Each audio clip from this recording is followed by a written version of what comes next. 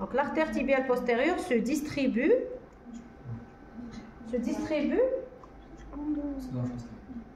au muscle de la loge postérieure de la jambe. D'accord? Qu'est-ce qu'elle va donner comme branche collatérale? Tout d'abord, au niveau de sa partie proximale, elle va donner l'artère. L'artère, elle n'est pas représentée ici. Hein. Bon, tandis que là, je pense qu'on peut la voir. Elle va donner l'artère. Quelle artère? Là, la récurrente tibiale médiale qui va s'anastomoser avec les artères articulaires inférieures et participer au cercle artériel du genou. D'accord? Ensuite, elle va donner des branches musculaires, très bien, pour les muscles de la loge dorsale de la jambe. Et elle va donner une branche importante que vous voyez ici, qui est l'artère fibulaire. L'artère fibulaire, c'est la branche la plus importante, la branche collatérale la plus importante de l'artère tibiale postérieure, qui va bien sûr assurer la vascularisation des muscles de la loge latérale de la jambe. D'accord? La loge latérale de la jambe, le long et le court fibulaire. Entre autres, l'artère tibiale postérieure va donner d'autres branches qui sont les artères malléolaires. Bien sûr, la malléolaire médiale que vous voyez ici, elle naît de la tibiale postérieure. La malléolaire latérale, elle naît de l'artère fibulaire. Ces deux artères malléolaires vont passer en avant et elles vont s'anastomoser avec les artères malléolaires antérieures qui sont des branches de l'artère tibiale antérieure. D'accord? Passons maintenant à la deuxième branche de division de l'artère poplitée qui est l'artère tibiale postérieure. L'artère tibiale postérieure, donc après un court trajet au niveau de la face dorsale de la jambe, elle va passer au-dessus de la membrane interosseuse pour passer d'arrière en avant et elle descend en avant verticalement au niveau de la face. On va juste enlever l'artère tibiale postérieure, d'accord, et la fibulaire. Attendez, on va laisser juste l'artère tibiale antérieure, d'accord, très bien. Donc l'artère tibiale antérieure qui descend sur la face antérieure de la jambe, donc vous la voyez ici. Elle descend sur la loge antérieure de la jambe, appliquée contre la membrane interosseuse. Donc elle est en rapport avec quoi? Avec la loge. Avec les muscles de la loge antérieure. Donc médialement et en avant, l'artère elle est en rapport avec le muscle tibial antérieur, qui est le muscle le plus médial.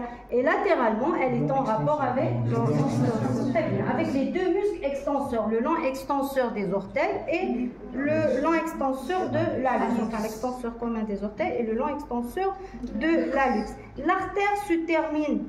L'artère tibiale antérieure se termine à quel niveau? Très bien. Sous le rétinaculum des muscles extenseurs, où elle se continue par l'artère dorsale du pied. Voilà.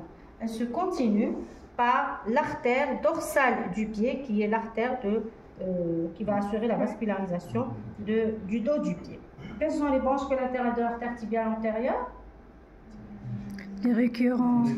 Très bien. Combien de récurrents? 4. Très bien. On a 4 récurrents. 2 récurrents tibiales antérieures et 2 récurrents fibulaires postérieures et antérieures. Ces artères récurrentes vont s'anastomoser avec les artères articulaires inférieures, toujours pour participer au cercle articulaire du genou. D'accord? Cercle artériel du genou. Les autres branches, bien sûr, ce sont des branches musculaires pour les muscles de la loge antérieure de la jambe.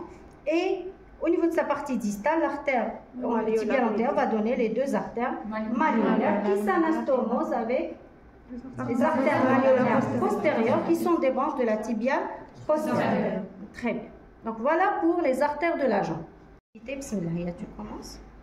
Donc l'artère poplitée va donner 2 branches terminales qui sont l'artère tibiale postérieure que vous voyez ici. Donc on va juste centrer, ok. Donc l'artère tibiale postérieure et ce petit segment artériel que vous voyez qui est l'artère tibiale antérieure. Donc l'artère tibiale antérieure, bien sûr, elle va passer au niveau de la face antérieure de la jambe. L'artère tibiale postérieure, elle descend sur la face postérieure entre les deux plans musculaires superficiels et profonds, bien sûr les muscles de la loge dorsale de la jambe, et elle va se terminer au niveau de la région inframalléolaire. Donc elle passe dans le sillon rétromalléolaire, là où on va palper le pouls tibial postérieur. Et dans la région inframalléolaire, bien sûr, elle va se terminer très bien. Deux artères plantaires, très bien. Là, vous voyez l'artère plantaire médiale. Donc, l'artère plantaire médiale, donc, il y a un petit segment qui est représenté, elle n'est pas représentée en totalité. Et là, vous avez l'artère plantaire latérale. D'accord? Revenons à l'artère tibiale postérieure. Donc, l'artère tibiale postérieure. Donc l'artère tibiale postérieure se distribue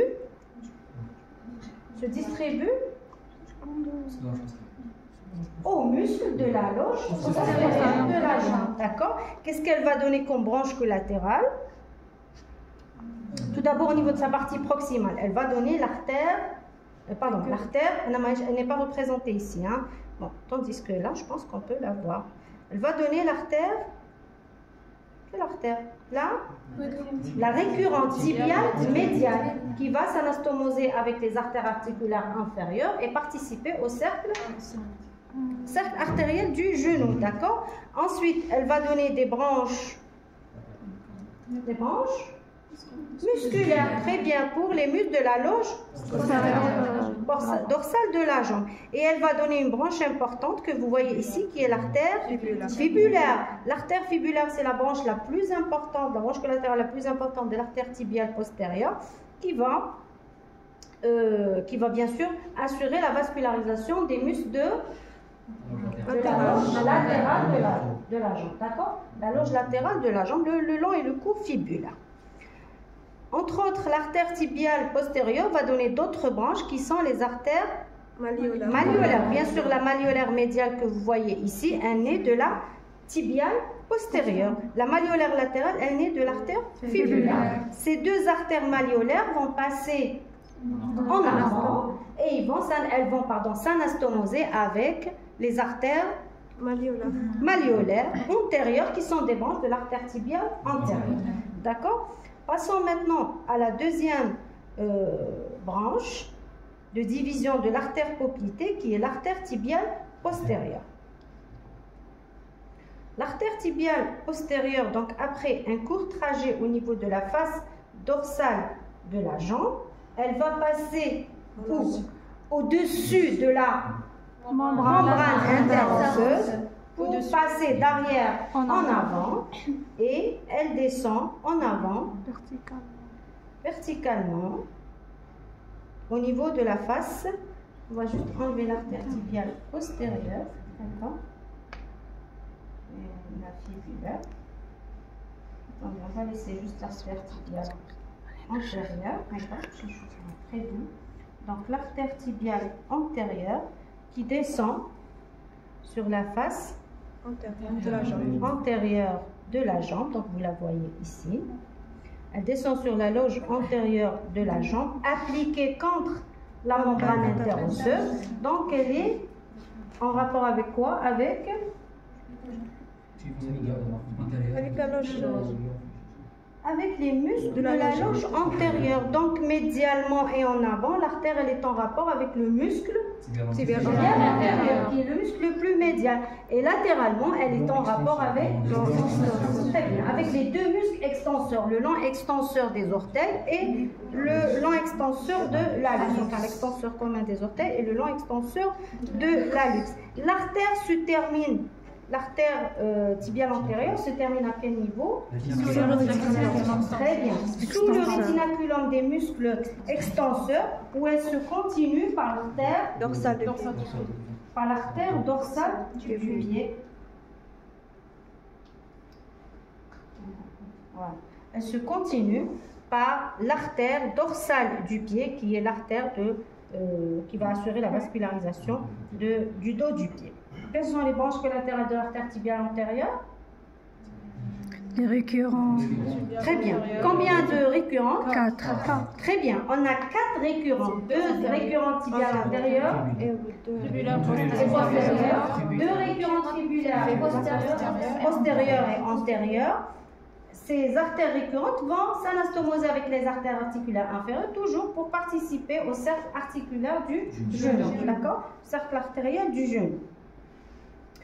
Les autres branches, bien sûr, ce sont des branches musculaires pour les muscles de la loge antérieure de la jambe. Et au niveau de sa partie distale, l'artère tibiale antérieure va donner les 2 artères malléolaires qui s'anastomosent avec les artères malléolaires postérieures qui sont des branches de la tibiale postérieure. Très bien. Donc voilà pour les artères de la jambe. Pratiquement son pouls, il est perçu, enfin c'est pas son pouls, on va percevoir, là on peut percevoir le pouls dorsal du pied, le pouls de l'artère dorsale du pied, d'accord? Donc l'artère dorsale du pied qui est la branche terminale de l'artère tibiale antérieure, donc elle va se diriger en avant et médialement vers très bien, vers le premier espace intermétatarsien.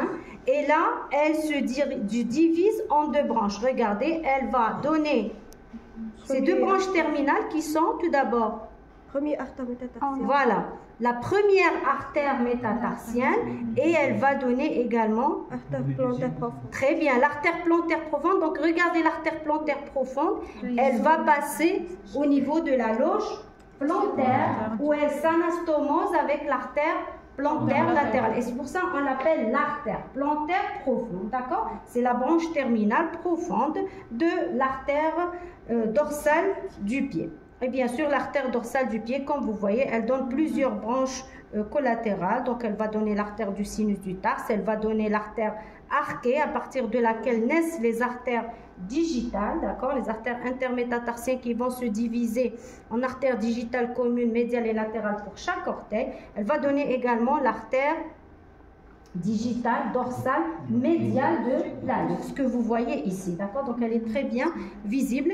Et donc, on regarde du premier espace intermétatarsien au niveau de sa partie proximale, donc on peut percevoir le pouls dorsal du pied, d'accord. Pour la plante du pied, bien sûr, la plante du pied est irriguée par les artères plantaires médiale et latérale. Donc l'artère plantaire médiale, qui est une petite artère, donc elle est moins volumineuse par rapport à l'artère plantaire latérale, donc elle va se diriger médialement vers le bord médial. Non, c'est pas l'hallux, il est médial, hein, d'accord, l'hallux il est médial. Oui, elle va se diriger vers l'hallux. J'ai entendu talus et l'hallux. Oui, elle va se diriger très bien médialement vers le bord médial du pied qu'elle va vascularisée ou bien irriguée.